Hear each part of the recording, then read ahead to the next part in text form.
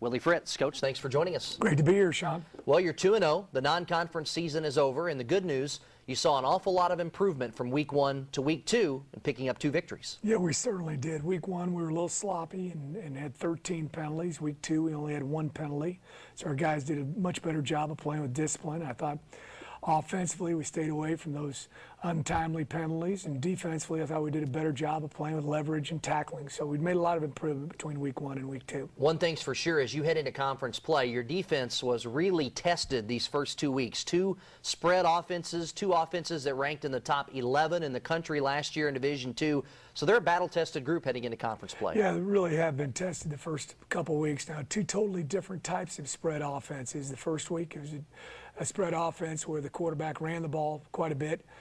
Second week, they weren't trying to run the ball with the quarterback, but they did a good job with their screen game underneath with their receivers and also with their backs out of the backfield. Have to be very impressed with your offense through 2 ball games, leading the league in offense at 528 yards a contest.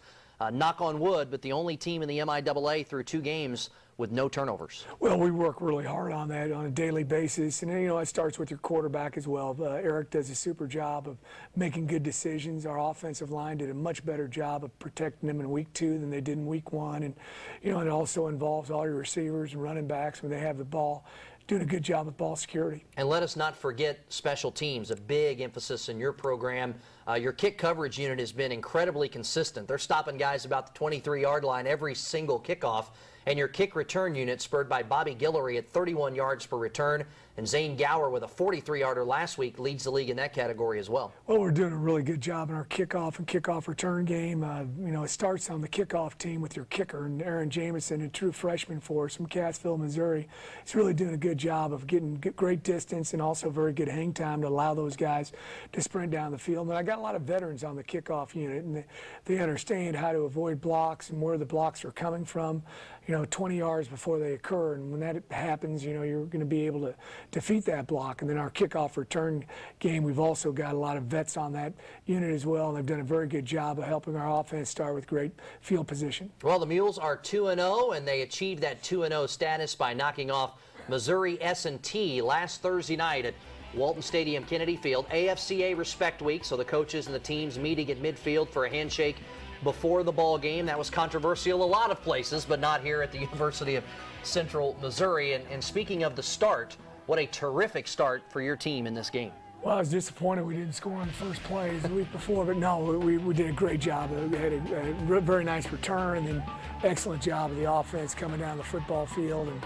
And I believe it took us 4 plays to get the ball in the end zone. Here we see the Mules moving the ball down the field. Eric Cerneski, the quarterback for Central Missouri, with Guillory in motion on this play. Again, the Mules striking early in the contest. And look at this play, and how about some upcoming blocks for Jamoris Warren? A great block by Bobby Guillory, who you all will be featuring here a little bit later, and then super job by Jamoris Warren of making a few people miss and getting the ball in the end zone. First catch is a Mule, and it is a score, and you kind of saw Bobby flash through the screen there. Terrific downfield block, freeing Jamoris Warren, and the Mules, after a 43-yard kick return from Zane Gower, need only 4 plays to lead this ball game 7-0 after the extra point from Aaron Jamison. So you got to love the way they came out of the locker room. Yeah, it really did. I thought our guys played with great intensity throughout the whole ball game, not just in the first half, and came out of the blocks very fast in the second half as well. Well, we also saw a great game from your defense, as you see right there. Very good tackling in this game. Massive improvement from game 1 to game 2. Yeah, there really was. As I said before, we did a great job of playing with leverage and did a much better job of tackling this week. Still got a ways to go, but we did see quite a bit of improvement.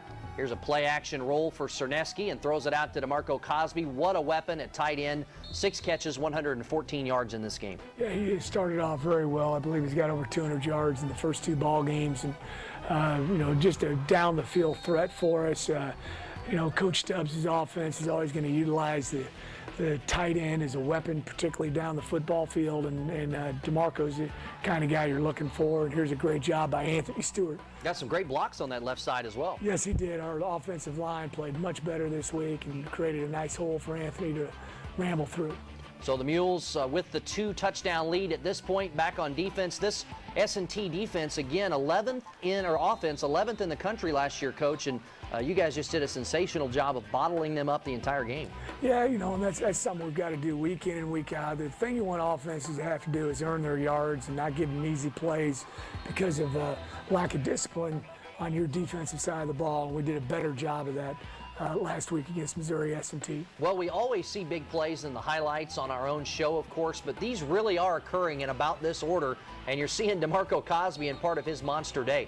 A school record 34 first downs in this game. Well, you know, I didn't realize that until a couple days after the game, but that's a lot of first downs. And one of the things that S&T did is they really kept their defensive backs deep, and it was hard to get behind them, so had a lot of crossing routes and routes that where our guys were able to catch the ball in space and make some people miss and gain yards after the catch. Jamoris Warren, 2 catches, 2 touchdowns. Great to get him in the fold on offense. Yeah, it really is. You know, our offense is a lot more complex than what he played in junior college, and he's learning every single week exactly what we're doing. And there's a great play by Pat Lewis on a screen pass. Kansas City product, great open field tackle. Now, Missouri S&T starting to drive the football here, but again, your defense bending a little, but not really breaking. A good job by Joseph Bengali coming up and making this sure tackle.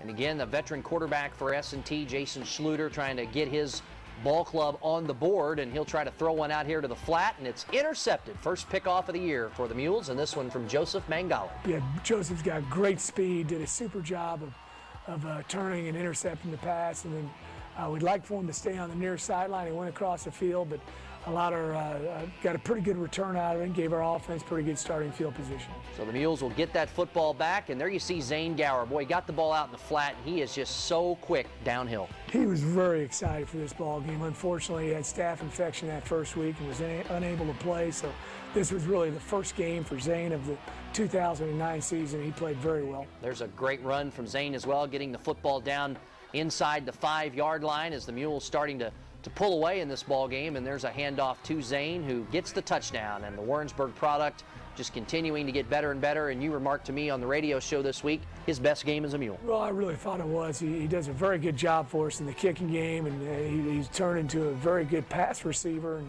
obviously runs the ball well. And you know, we run the ball a little bit differently than what he was used to in high school, and he's really learned how to run that inside zone play and doing a great job. So a great swarming tackle for loss there a moment ago from the defense, and here you see an outstanding player for Missouri S&T, their wide receiver Shockley. That was quite a hurdle move. Yes, it was. He jumped over the top of him, got up there about 5-6 feet, and nice play by him. So S&T will throw one to the end zone and get on the board and score in this game as they throw over the top of the defense, but here comes Central Missouri right back with the football. Again, the Mules really in control of this game throughout.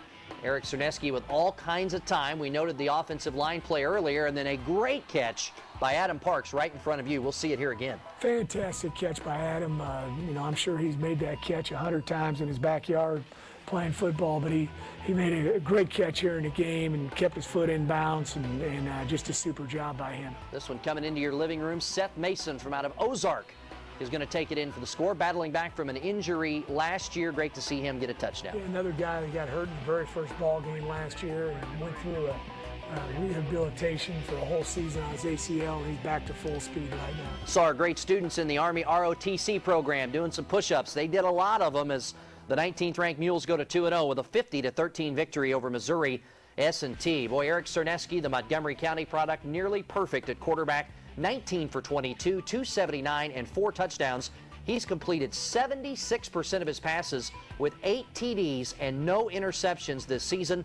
The Mules are now ranked 13th in the AFCA Division II Top 25, their highest national ranking since the 2004 season. Now, one thing's for sure, it's great to be 2-0, but I know the message to your team this week has been, guys, things are about to get a whole lot tougher as we enter MIAA play.